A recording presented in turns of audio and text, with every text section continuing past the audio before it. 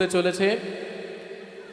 বাইরে যে সমস্ত গার্জেন এবং স্টুডেন্টরা ঘোরাফেরা করছে, আমি সকলকে অনুরোধ করছি আপনারা স্টেজের সামনে চলে আসুন। আপনাদের অপেক্ষায় আমরা আমাদের অনুষ্ঠান শুরু করতে পারছি না। আপনারা যত দ্রুত এসে আমাদেরকে যোগদান করবেন তত দ্রুত আমরা আমাদের অনুষ্ঠান শুরু করব। দীর্ঘ 1 বছর পর আমরা আবার একই মঞ্চে একই ছাদের নিচে একত্রিত হতে পেরেছি। এটার জন্য আল্লাহকে লাখ লাখ শুকরিয়া। যত অভিভাবক এসছেন, যত অতিথি এসছেন, সকলকেই আন্তরিকভাবে স্বাগতম জানাচ্ছি। বাইরে যত গার্জেন, এটা হচ্ছে ডক্টর অফ ফিলোসফি। যে কোনো কিছু করেন, করার পরে নেক্সট চলে যাবে কি Bangla PhD, doctor of philosophy, history PhD, doctor of philosophy. এই ফিলোসফি শব্দটা কেন ওখানে অ্যাড করা হয়েছে? ফিলোসফি খুব খুব সুন্দর একটা সাবজেক্ট। আমার একটা উক্তি মনে পড়ে যায়, যিনি দিয়েছিলেন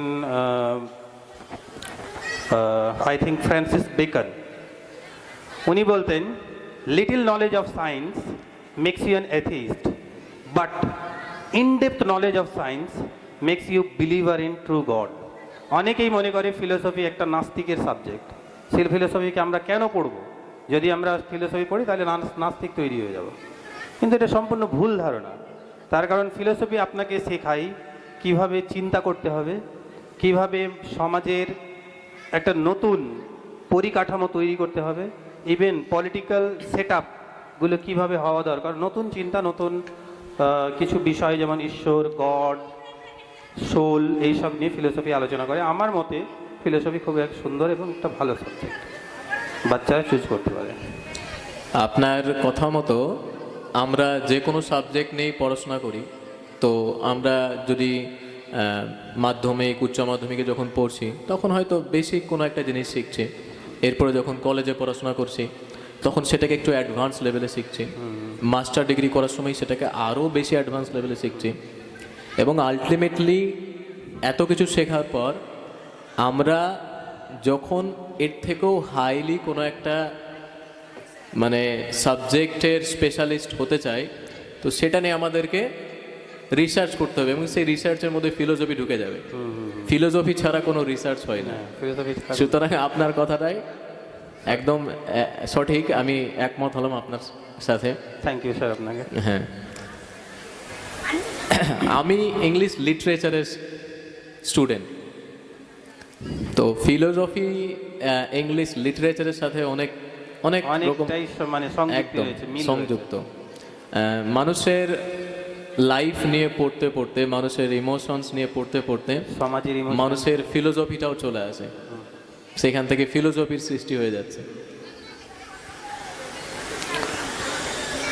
ফিলোসফি, আমি আরও একটা জিনিস বলবো যে আমাদের সমাজে এখনো দেখা যায় বিভিন্ন ধরনের কুসংস্কার।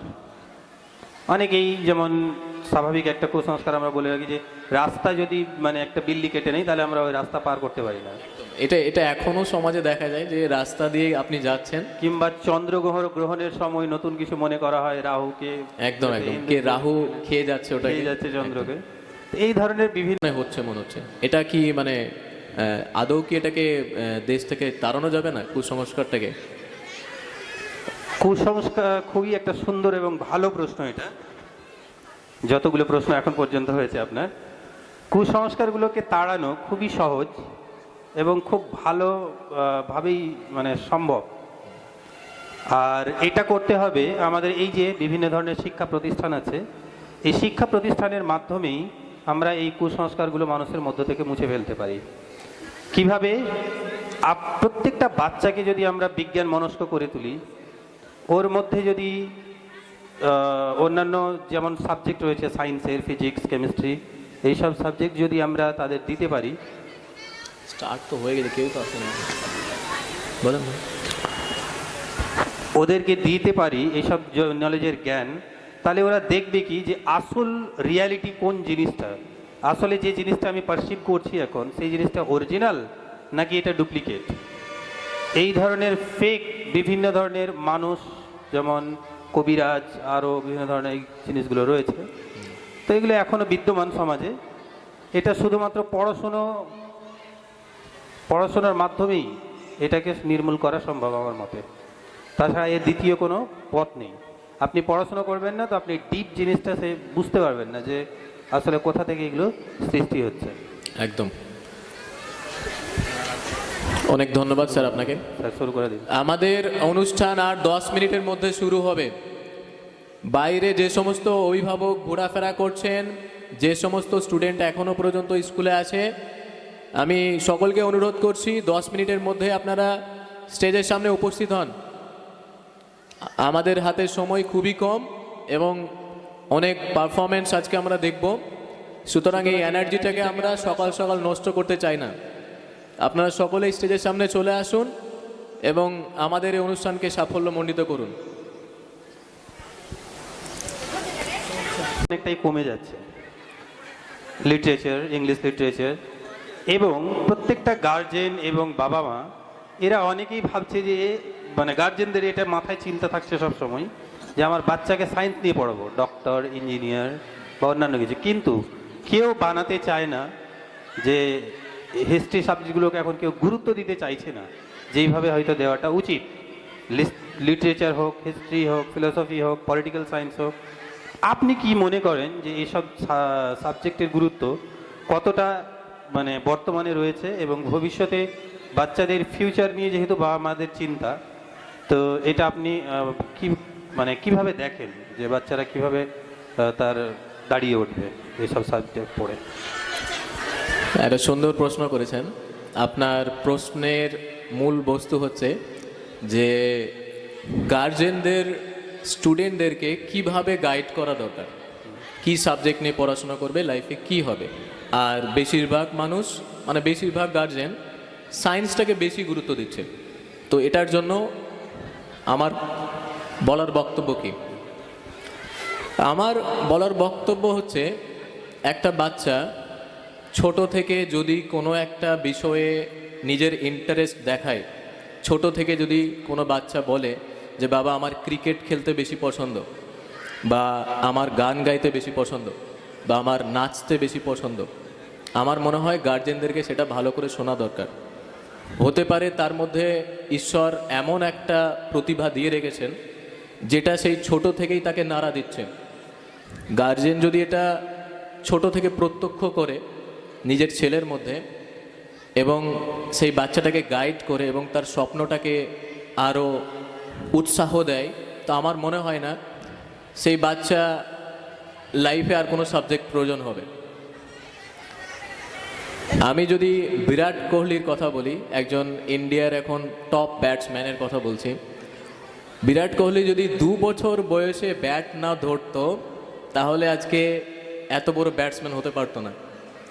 বিরাট কোহলির বাবা মা যদি তাকে পড়াশোনার জন্য বেশি উৎসাহ করতো বা বলতো যে তুই সায়েন্স নিয়ে পড়াশোনা কর, তুই ডাক্তার হ, তুই ইঞ্জিনিয়ার হ, তাহলে বিরাট কোহলিকে আজকে আমরা চিনতাম না। একই রকম সচিন টেন্ডুলকারেরও সেম অবস্থা। সচিন টেন্ডুলকার মাধ্যমিক ফেল, অমিতাভ বচ্চন কত ভালো ভালো এক্সামে ফেল। তো যার যেটা ইন্টারেস্ট আছে, ঈশ্বর সবাইকে একটা প্রফেশন দিয়ে পাঠিয়েছে দুনিয়াতে।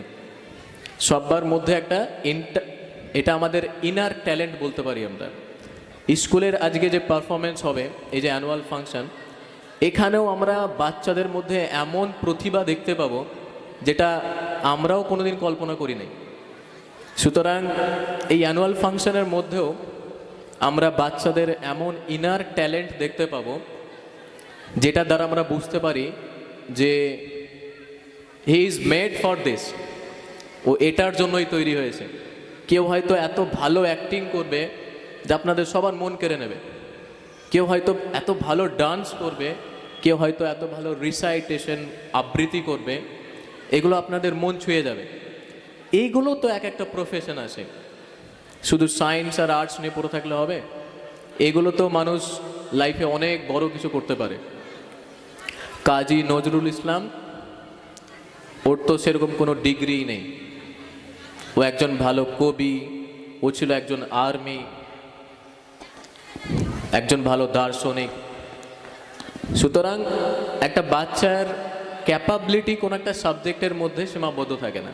একটা বাচ্চা যদি মনে করে যে ছোট থেকেই আমার মধ্যে প্যাশন আছে, একটা ইচ্ছা আছে আমি ডাক্তার হব, তাহলে আমি বলবো আপনি আপনার ছেলেকে আগ্রহ করুন, মানে আরও উৎসাহিত করুন যেন সে ডাক্তার হতে পারে।